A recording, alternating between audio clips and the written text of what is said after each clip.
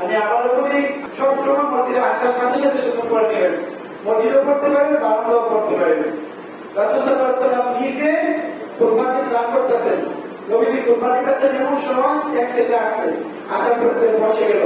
রাসূল সাল্লাল্লাহু আলাইহি ওয়াসাল্লাম বললেন, দাঁড়াও, তুমি কি সুন্নত করছো? না, তুমি সুন্নত করো, তারপরে বসো।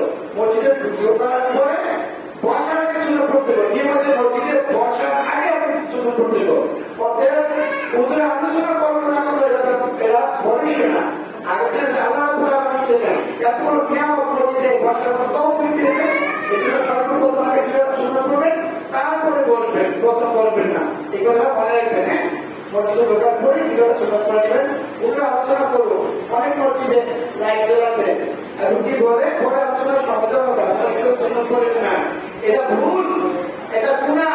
আল্লাহ কোরআনে বলছেন, এত বড় সাহস তোমাকে কে দিল? কে এত বড় জালেম? কার এত বড় জালেম যে আল্লাহর করে ইবাদত করতে তুমি বন্ধ রাখছো? আল্লাহর করে ইবাদত করে তো বন্ধ রাখতে পারে না। নবী যদি তার খুতবা বন্ধ করে বলতে পারেন তুমি সুন্নত করো, আর আমরা বড়রা আলো কিভাবে হইলাম? নবী তো বলে গেছে নাকি? নবীদের আলোচনা করার সময় সবাই সুন্নত করতো। অতএব আমরাও মসজিদে যখনই আসবো সবাই সুন্নত করবো। বুঝতে পারছেন আপনারা? এই সুন্নতের জন্য সমাজে দেওয়া আমাদের আরো 4 মিনিট সময় কথা বলতে পারতেছি না, আমাদের আরো সমাজের কাছে এটা সুন্নাহ বিরোধী। 4 মিনিট সময় দেওয়া এটা আসলে সুন্নাহ বিরোধী। যখনই মসজিদে আসবেন তখনই আপনারা সুন্নত নামাজ পড়বেন, দয়া করে এই কথাটা ভালো করে স্মরণ রাখেন। আগামী জমা থেকে আমি আর বলবো না যে আপনারা সুন্নত করেন, ভিতরে পরে বাইরে পরে কোনো সমস্যা নাই। আমি আলোচনা করতেছি, 11 বার অসুবিধা নেই, আপনারা সুন্নত করে রাখেন ইনশাআল্লাহ।